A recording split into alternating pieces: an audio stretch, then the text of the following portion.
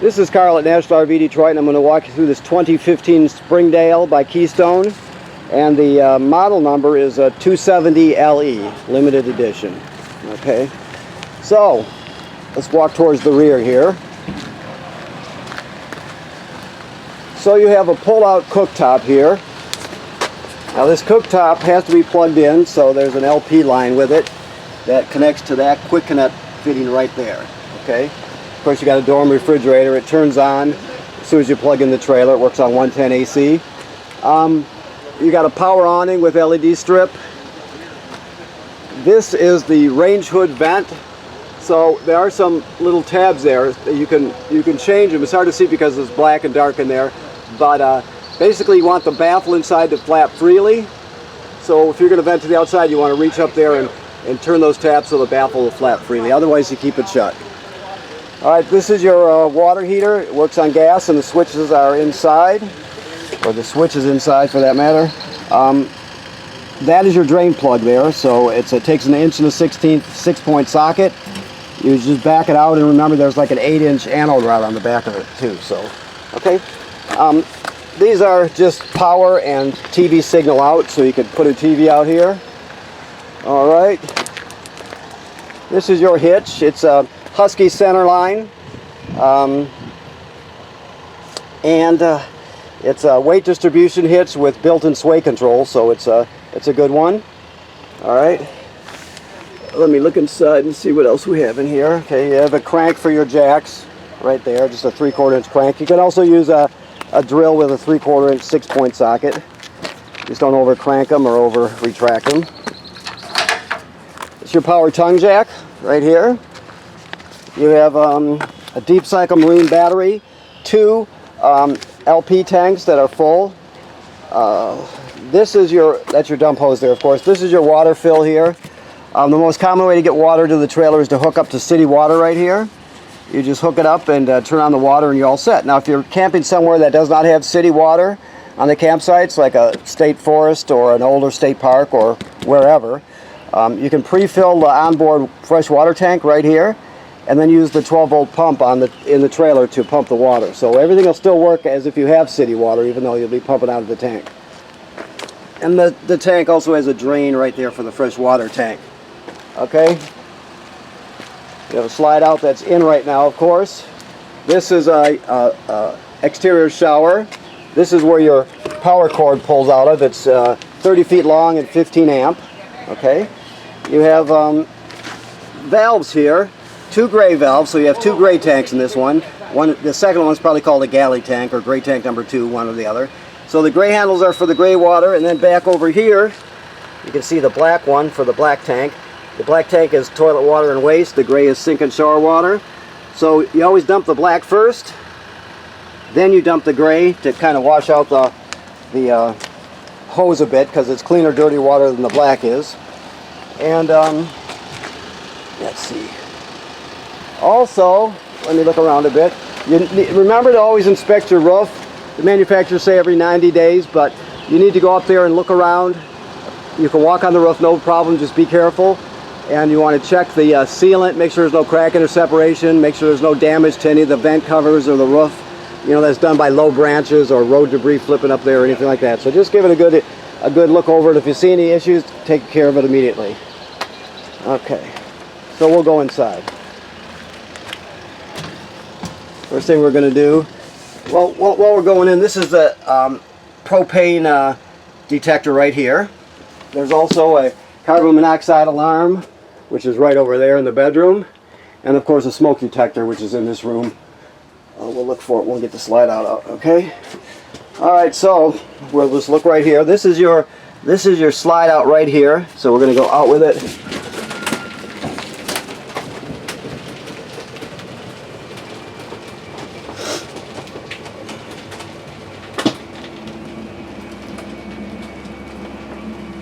So you're just going to run it out till you hear the ratcheting sound.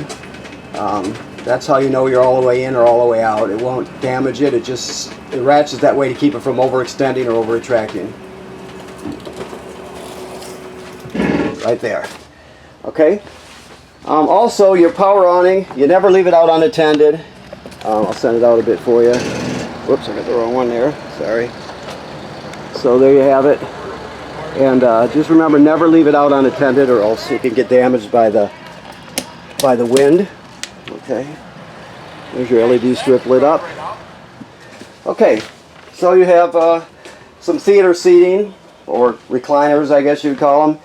Your table or your bed turns into a table. You just use the extra cushions for the back and then put the poles in it. All right. This is your TV and your sound bar / radio, I guess you'd call it. So it's a radio. Plus you can stream off this USB here. Plus it has Bluetooth, so you can stream wirelessly with your phone or tablet. So you can do, and it has 2 zones, speaker zones. One inside the trailer, and 2 it's outside the trailer. Actually, it's A, B, and C, and D. But I'm not sure which ones of these are used. They don't always use all of them. You might have. I'm looking for speakers in here. But well, anyway, you just have to try it out. They're not necessarily 4 speaker zones the way this is wired. There's probably 2. Okay, so let me look back here. See if I can find some more lights here. I think they probably have to be turned on like this. There we go. Okay, that's better. Got one over here. Okay, so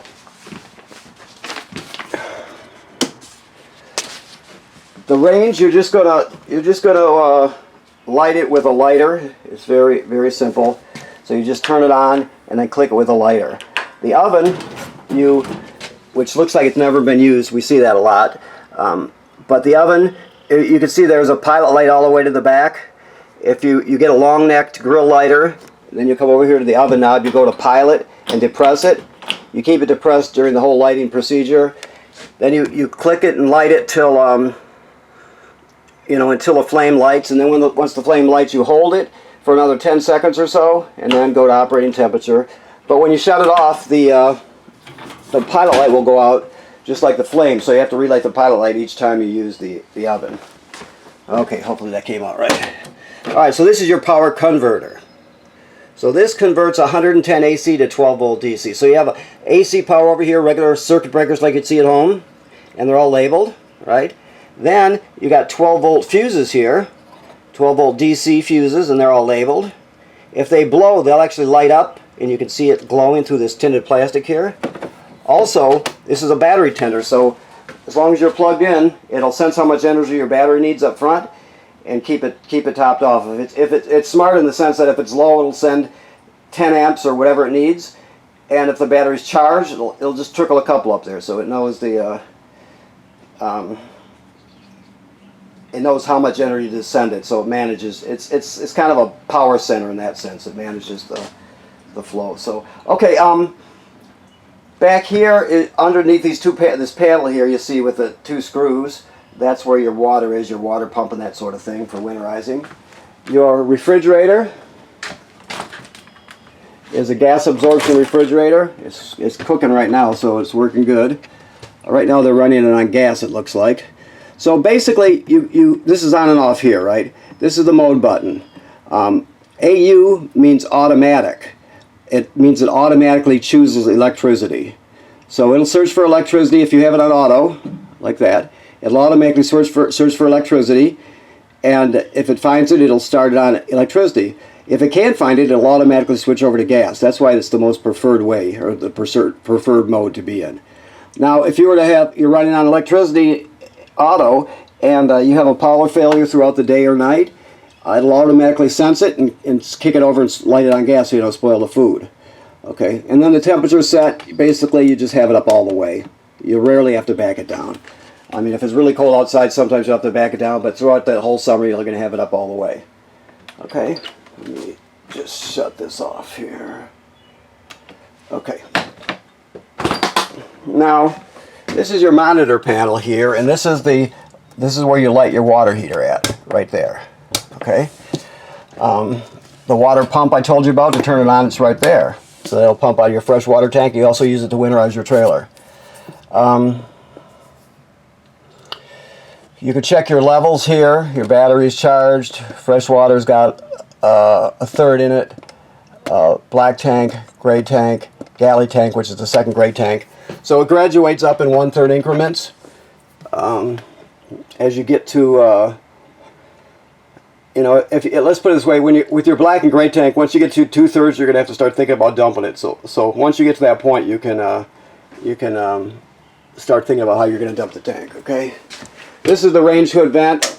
Remember I told you about the baffle on the outside, and there's a light for it there. Microwave works like any other microwave. All right, got some bunks. Okay, this is a GFCI. All the plugs are wired through a GFCI, so even the one on the outside, so if it pops on the outside, you're going to set it in here. The shower and sink work like any other sink and shower. The toilet, the thing to remember is this is the flush pedal here, right? Oops, I hope you could hear that. I was covering up the mic there. That's the flush pedal right there. So what you're going to do is when you step down on the flush pedal, it'll send, it'll basically just open the trap and water will start going into it.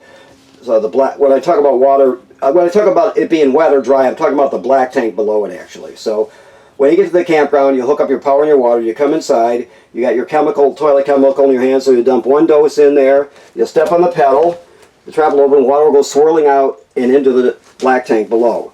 You want to put about a gallon or so of water in the black tank. There's no way to tell exactly what that is. Just some people use more. It's up to you. But the thing to remember, you have to have water and chemical in it when you start using it. Otherwise, the smell will be what should we call it? Prohibitive. I guess that's a good word. I've been saving that one for a while. So yeah. So if you don't use water and chemical when you first start off, it's going to have a really bad odor problem. Plus, you can get clogged up too. So keep that in mind. This is your emergency window here, of course. Your bedroom, your bed comes up, and there's storage underneath it. Alright, so I think I've covered everything here. Let me look around. This is your antenna. You can crank it up or down. Never leave it up when you're traveling, of course. And when you're up, you can drop this disc and turn the antenna, actually, and tune it in. So you can raise it, lower it, plus spin it. Okay? Alright. Okay, well, I want to thank you for purchasing your trailer here at National RV Detroit. Please keep in mind, one of the most important things you can do as a trailer owner is to inspect your seals. So all the sealant on the trailer, you want to inspect it regularly. Like I said, the manufacturer says do the roof every 90 days. So keep that in mind. And if you have any questions, you can give us a call, and we'll also be talking to you when you come to pick it up. So, okay, thank you.